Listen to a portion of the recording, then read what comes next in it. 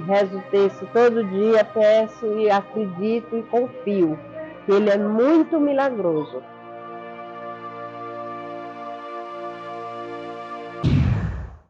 Mas veja, São Paulo meu. Muitas pessoas acham ainda que o bairro da Liberdade nasceu com japoneses. Não, o bairro da Liberdade ele existe há muitos anos, há mais de 400 anos. Ele nasceu com a história negra, com a história indígena aqui no nosso país. Na voz dos meus. A Capela dos Aflitos, ela é talvez um dos maiores receptáculos da memória paulistana, negro e indígena. E hoje ela está enclausurada num beco, né, completamente encravada dentro dessa verticalidade que aconteceu nessa quadra a partir dos loteamentos que foram feitos. Que um dia se quis esquecer. E as pessoas falam que não tem pedido que é feito a Chaguinhas que não aconteça. Eu tenho uma ligação muito grande com o Chaguinhas também, que já atendeu milagres para mim. E a senhora ajoelha, bate 3 vezes na porta e deixa o seu pedido num papelzinho e acende vela, se a senhora quiser, tudo, que a senhora vai conseguir essa graça. Sou fato oculto da tua história, mas veja, ainda estou aqui.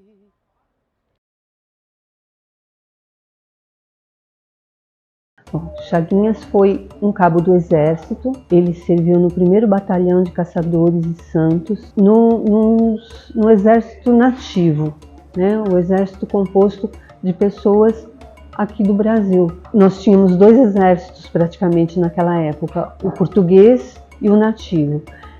E Chaguinhas servia nesse batalhão na cidade de Santos, apesar de morar em São Paulo, aqui na Rua das Flores, bem pertinho da Capela dos Aflitos. A Rua das Flores fica ali próximo à Estação Sé. E a gente não tem exatamente a história, registros sobre ele precisos, de como ele foi servir, se ele nasceu liberto ou não. A gente sabe que ele era livre, mas não sabe o porquê, né? Em que condição ele nasceu. Ele servia em Santos e nessa época, 1821, nós estávamos muito próximos da independência. E o Brasil estava num conflito muito grande, né? Uns querendo a independência, outros não, e aquela divisão política, né? Por fim, havia uma diferença entre os 2 exércitos. O português era melhor remunerado, era melhor tratado, e o nativo vivia no estado de penúria. Nós temos o começo da revolta nativista lá em 1817 em Pernambuco. Começa lá no Nordeste e vem pela costa. A nossa acontece em 1821 em Santos. Então, nessa revolta, muitos dos que ali viviam se sentiram muito agredidos, porque tem a narrativa de que foram invadidas casas, que foram saqueadas comércios, e a revolta acaba sendo abafada pelo um batalhão de São Paulo que vai até Santos, e esse batalhão havia feito uma mesma revolta, né, e tinha obtido sucesso, e vai para Santos abafar o motim de Santos. E nisso, muitos que estavam participando da rebelião são condenados lá em Santos e executados em Santos. Mas Chaguinhas e Cotindiba, que foram tidos como cabeças da revolta, eles são trazidos para São Paulo, justamente porque na lei da época se determinava que levasse o preso para o lugar onde ele residia. Trouxeram Chaguinhas e Cotindiba para São Paulo para passar pela Casa de Câmara e Cadeia, que é onde hoje nós temos ali a Igreja de São Gonçalo. Ali se tinha a Casa de Câmara e Cadeia. Chaguinhas, então, entregue à Casa de Câmara e Cadeia, ele é sentenciado. Nós ainda tínhamos pena de morte no Brasil, então o destino dele era a forca. Ele vem para a Capela dos Aflitos, né, pernoitar para ser enforcado no dia seguinte, no sentido de ter seus últimos momentos de reflexão, de estar junto a Deus, né? Ele pernoita na capela. Fala-se que em frente à porta da capela foi construída uma cela tosca para que Chaguinhas pernoitasse para ser executado. Então eles pernoitam aqui e no dia seguinte são enforcados. Isso é dia 20 de setembro de 1821. Porém, o enforcamento se dá de maneira bem trágica. A Cotindiba é executado primeiro, rapidamente, né? Se reuniu muitas pessoas no Largo da Forca, porque Chaguinhas era um homem muito popular, né? Ele era muito querido. Nicolau Savicenko fala isso no artigo que ele escreve, né? Nas pesquisas que ele faz, que Chaguinhas era muito querido em São Paulo, né? E então se reúnem muitos curiosos, né?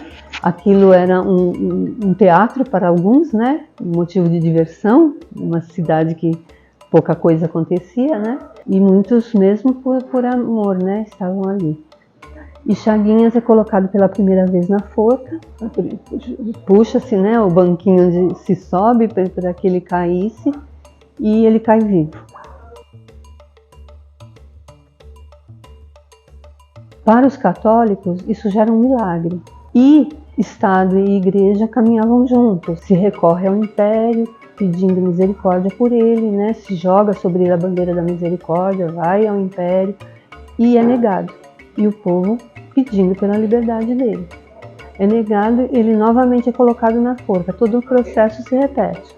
Ele cai vivo pela segunda vez, mais uma vez se vai até o Império pedir por ele, né? O povo fica gritando por liberdade, liberdade, e novamente é negado. Na terceira tentativa, eles pedem um laço de couro. Alguns falam no açougue, mas era o matadouro, né? No matadouro, um arreio de couro para servir de forca. E colocam no pescoço dele e pela terceira vez ele cai vivo. E o povo torna a gritar, pedir por clemência, pedir por liberdade, mas ele é executado no chão. Aí já nem retornam no Império, né, para pedir a clemência por ele. Ele é executado no chão. Alguns falam que a pauladas, outros falam que a facadas.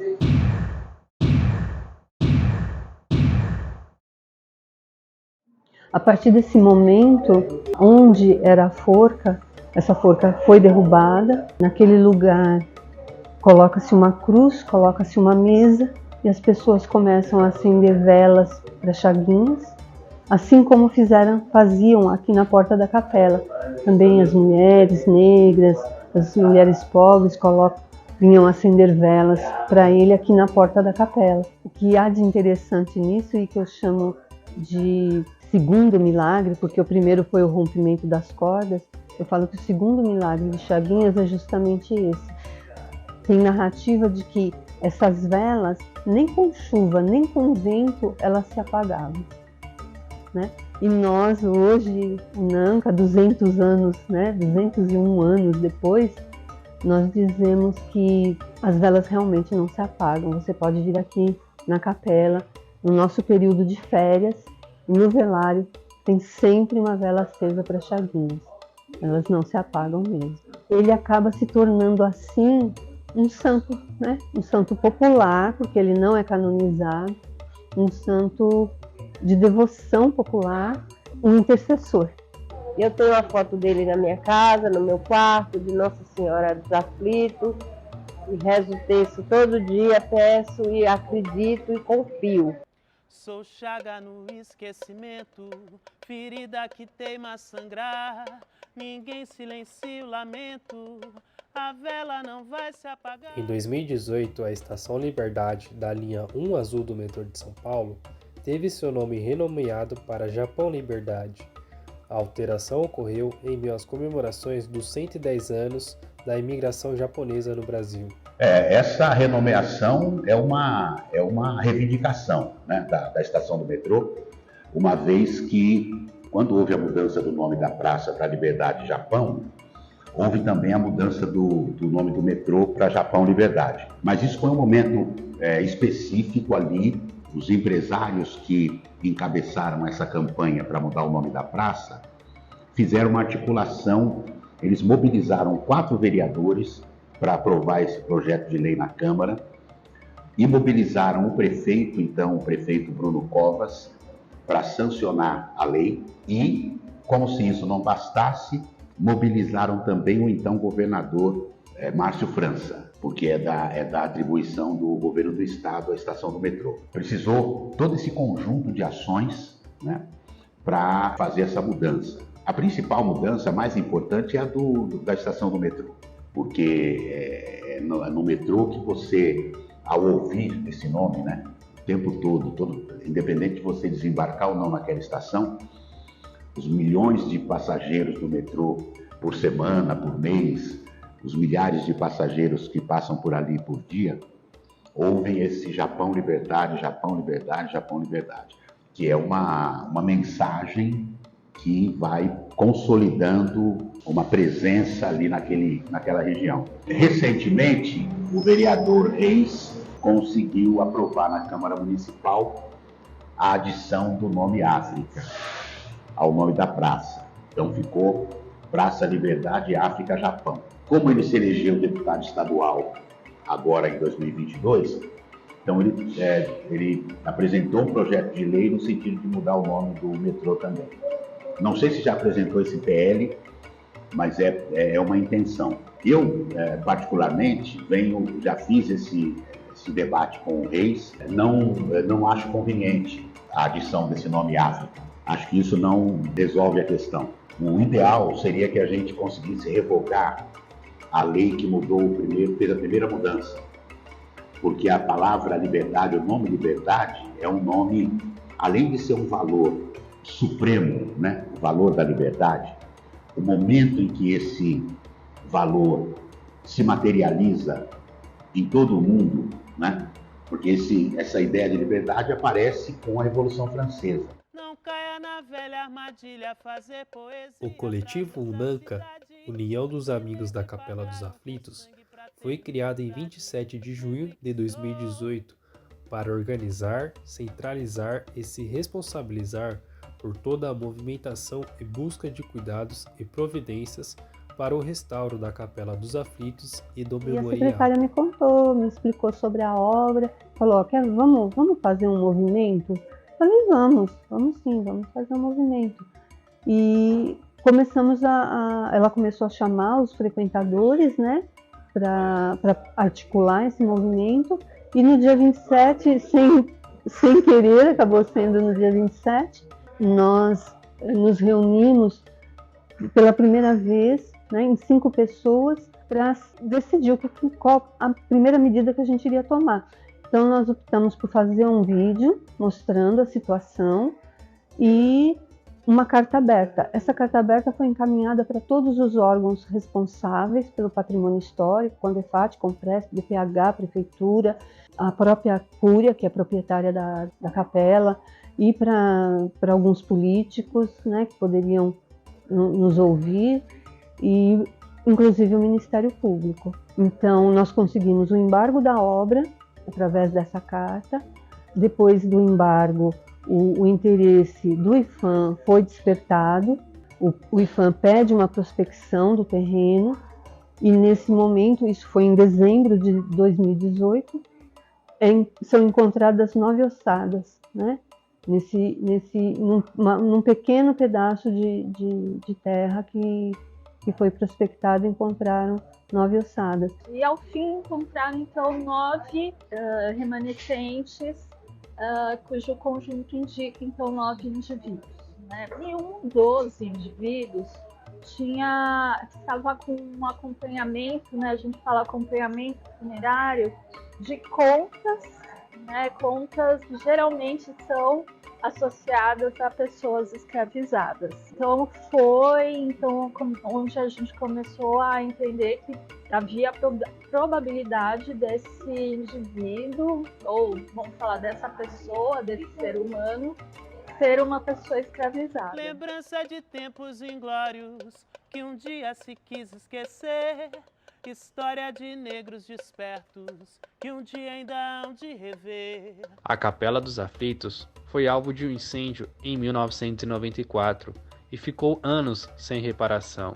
Um projeto de restauro foi aprovado em 2011, mas nunca foi executado. Ela guarda, restaura há muito mais de 40 anos. E talvez se não fosse uma iniciativa de doação, talvez isso não acontecesse. Então isso me tocou, eu doei o projeto de restauro de uma forma completamente voluntária. A Arquidiocese aceitou, os órgãos aprovaram o projeto, o CONPRESP, que é o Conselho Municipal de Preservação, e o CONDEFAT, que é o estadual. O altar é um dos pontos que a gente mais demorou para entender o que a gente queria fazer com ele, né? A comunidade pensou muito a respeito dele, o que faria, se gostaria de um altar novo, se queria um altar com base no que ele era antes do incêndio. E aí a gente percebeu, né, dentro de uma deliberação coletiva, de que não faria sentido ter um altar novo, né? Porque a maioria das pessoas que vêm aqui, elas anseiam por isso, né? Que o espaço seja conforme antes do incêndio, porque o incêndio aconteceu por uma negligência. Então, de fato, ele tem que ser recomposto conforme ele era antes. Então, a gente tem algum pequeno, muito pouco, mas a gente conseguiu um acervo iconográfico, algumas fotos do altar como ele era antes, até de fiéis. Então, a gente fez um trabalho de... Você tem alguma foto sua na capela dos anos 80? Ajuda a gente! Então, teve algumas arrecadações de fotos e a gente conseguiu documentar bem ele para poder recompor como ele era antes. Então, tudo que a gente vê meio branquinho no altar, exceto aquelas partes ali que estão com gesso, mas essas colunatas aqui, essa parte aqui do entablamento daqui de baixo, elas são originais. E a gente vai fazer um processo que a gente chama de anastilose. Então, a gente vai recompor todo o madeiramento e todos os ornamentos conforme ele era originalmente, e os elementos que sobraram dele original vão ser inseridos, e vai ter uma diferença mínima de tom para perceber, olha, isso daqui faz parte lá do altar original dela. Tanta afetividade aderida nela e tanta devoção que ela se tornou o coração da capela. E de fato ela é o coração da Capela dos Aflitos. A porta é muito importante, mas mesmo que se alguma coisa acontecesse com ela, perdesse ela, o que faz ela ser ela é a devoção. É a devoção. Então ela vai ser completamente restaurada e recolocada aqui.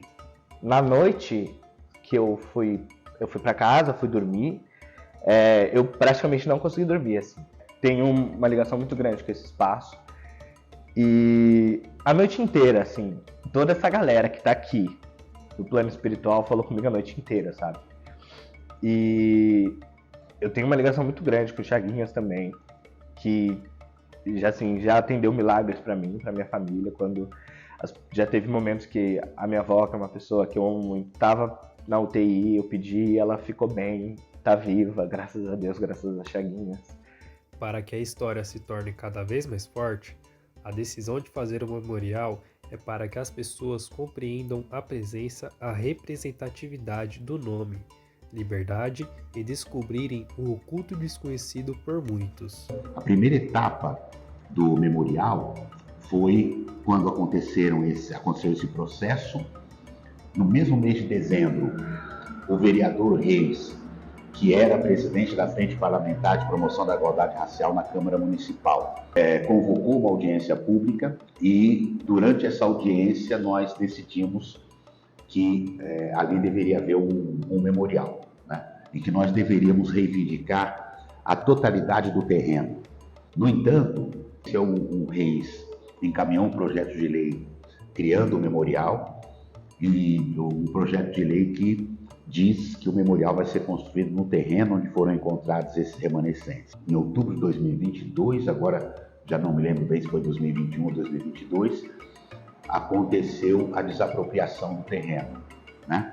Depois de um longo processo, depois de uma resistência muito grande desse empresário, representado inclusive por um grupo de empresários chineses no Brasil, uma associação de empresários chineses no Brasil. Eles procuraram bastante gente, fizeram movimentos, campanhas, ofereceram dinheiro, ofereceram a construção de um memorial inteiro para a gente, desde que não fosse ali naquele lugar, né? No entanto, acabou vencendo, o movimento acabou vencendo, e o terreno acabou sendo desapropriado, né? Passou-se então a fase de escolher, de contratação de um escritório de arquitetura para fazer o projeto arquitetônico do memorial. E é nesse momento que nós nos encontramos.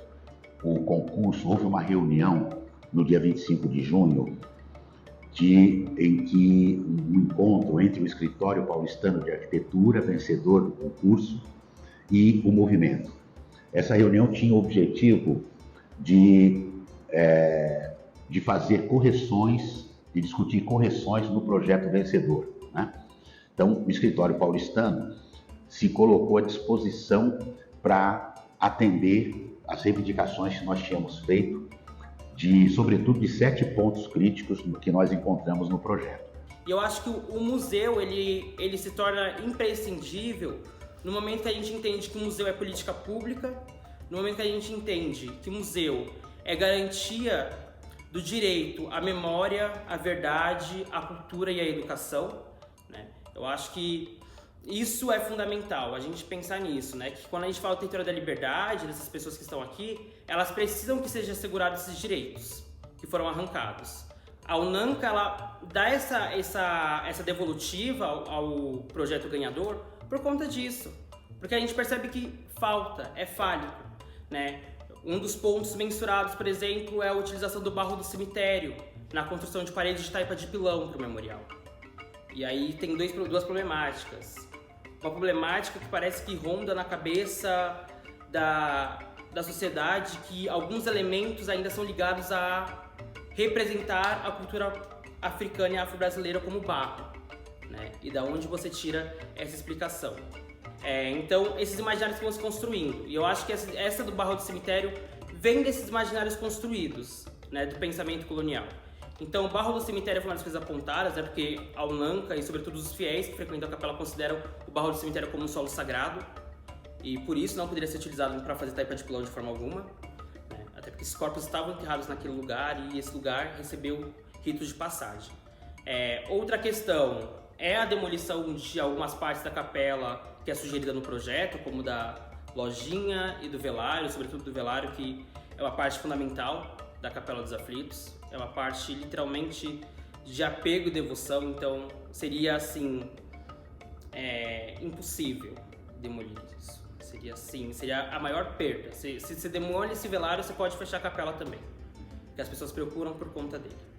É nele que se expressa a fé e a cultura, né? Ao Santo Chaguinhas, às almas, à Nossa Senhora dos Aflitos, né? É nele que as pessoas expressam suas devoções. Outra questão era a ausência de espaços necessários, como espaços educativos, espaços expositivos que estavam cotados dentro do edital, né? A ausência de sanitários, por exemplo.